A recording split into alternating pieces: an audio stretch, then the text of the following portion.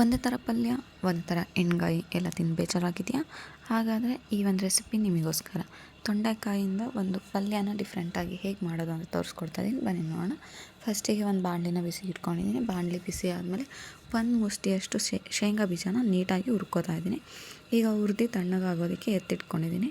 ಈಗ ಅದೇ ಬಾಣಲಿಗೆ ನಾನು ಒಂದು 5ರಿಂದ 6 ಟೇಬಲ್ ಸ್ಪೂನ್ ಆಯಿಲ್ನ ಹಾಕ್ಕೊಂಡಿದ್ದೀನಿ. ಆಯಿಲ್ ಬಿಸಿ ಆದಮೇಲೆ ಒಗ್ಗರಣೆಗೆ ಸಾಸಿವೆ, ಜೀರಿಗೆ, ಒಣಮೆಣಸು, ಕರಿಬೇವಿನ ಸೊಪ್ಪು ಹಾಗೆ ಇಂಗನ್ನು ಹಾಕ್ಕೊಂಡಿದ್ದೀನಿ.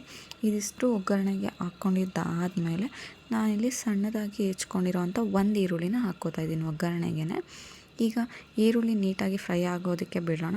ಫ್ರೈ ಆಗೋದ್ರೊಳಗೆ ನಾನಿಲ್ಲಿ ತೊಂಡೆಕಾಯಿನ ತುದಿ ಮತ್ತು ಕೊನೆ ಎರಡೂ ಹೆಚ್ಕೊಂಡು ತೆಗೆದಿಟ್ಕೊಂಡಿದ್ದೀನಿ.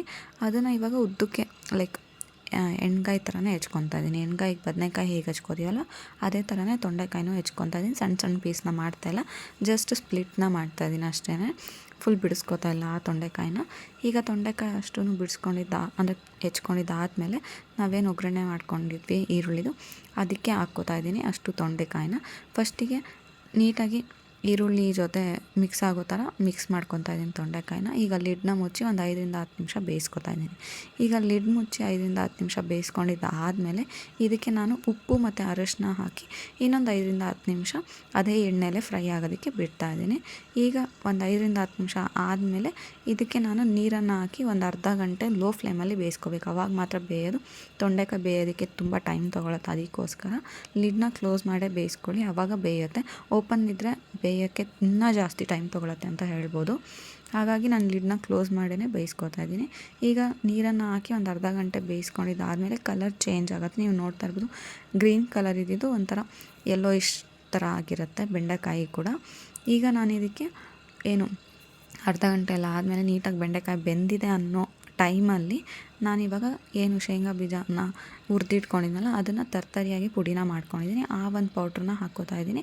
ಹಾಗೆ ಖಾರಕ್ಕೆ ಎಷ್ಟು ಬೇಕೋ ಅಷ್ಟು ಖಾರದ ಪುಡಿಯನ್ನು ಯೂಸ್ ಮಾಡ್ತಾಯಿದ್ದೀನಿ. ಖಾರದ ಪುಡಿನ, ಸಾಂಬಾರು ಪೌಡರಲ್ಲ, ಖಾರದ ಪೌಡರ್, ರೆಡ್ ಚಿಲ್ಲಿ ಪೌಡರ್ನ ಯೂಸ್ ಮಾಡ್ತಾಯಿದ್ದೀನಿ.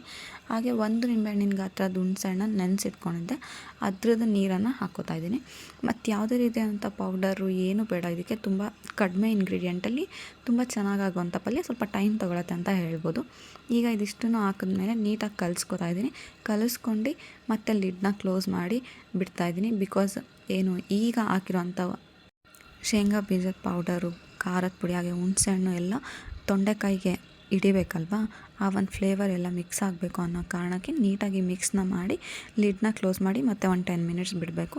ಈಗ ಇದು ಅಂದರೆ ಲೈಕ್ ಇವಾಗ ಸ್ವಲ್ಪ ತೆಳ್ಳಗಿದೆ ಅಲ್ವಾ, ಪಲ್ಯದ ಒಂದು ಗ್ರೇವಿ ಏನಿದೆ ಆ ಒಂದು ಟೆಕ್ಸ್ಚರಿಗೆ ಬರಬೇಕು. ಅದಕ್ಕೋಸ್ಕರ ಅದು ನೀವು ನೋಡ್ತಾ ಇರ್ಬೋದು. ಇವಾಗ ಇದು ಒಂದು ಟೆಕ್ಸ್ಚರಿಗೆ ಬಂದಿದೆ. ಇದಕ್ಕೆ ಸ್ವಲ್ಪ ಕೊತ್ತಂಬರಿ ಸೊಪ್ಪನ್ನ ಹಾಕಿ ಒಂದು 2 ಮಿನಿಟ್ಸ್ ಬಿಟ್ಟರೆ ಮೇಲೆ ಎಣ್ಣೆ ಬಂದಿರುತ್ತೆ. ಆವಾಗ ಪಲ್ಯ ರೆಡಿಯಾಗಿದೆ ಅಂತ ಅರ್ಥ. ಈ ಒಂದು ತೊಂಡೆಕಾಯಿ ಪಲ್ಯ ಡಿಫ್ರೆಂಟ್ ಆಗಿರೋ ಅಂಥ ಪಲ್ಯ ನಿಮಗೆಲ್ಲ ಇಷ್ಟ ಆಗಿದೆ ಅಂತ ಅಂದ್ಕೊತೀನಿ. ಇಷ್ಟ ಆಗಿದ್ರೆ ಲೈಕ್ ಮಾಡಿ, ಕಮೆಂಟ್ ಮಾಡಿ, ಶೇರ್ ಮಾಡಿ. ಹಾಗೆ ಈ ಒಂದು ಪಲ್ಯ ಚಪಾತಿ ಜೊತೆ, ರೊಟ್ಟಿ ಜೊತೆ ಎಲ್ಲ ತುಂಬ ಚೆನ್ನಾಗಿರುತ್ತೆ. ಈ ಒಂದು ರೆಸಿಪಿ ಇಷ್ಟ ಆಗಿದೆ ಅಂದ್ಕೊಳ್ತೀನಿ. ಇಷ್ಟ ಆಗಿದ್ರೆ ನನ್ನ ಚಾನಲ್ನ ಯಾರು ಸಬ್ ಮಾಡ್ಕೊಂಡಿದ್ದಾರೆ ದಯವಿಟ್ಟು ಸಬ್ ಮಾಡ್ಕೊಳ್ಳಿ. ನಿಮ್ಮ ಫ್ಯಾಮಿಲಿ ಫ್ರೆಂಡ್ಸ್ಗೂ ಶೇರ್ ಮಾಡಿ ಸಬ್ ಮಾಡ್ಕೊಳ್ಳೋದಕ್ಕಾಗಿ ಹೇಳಿ. Thank you for watching.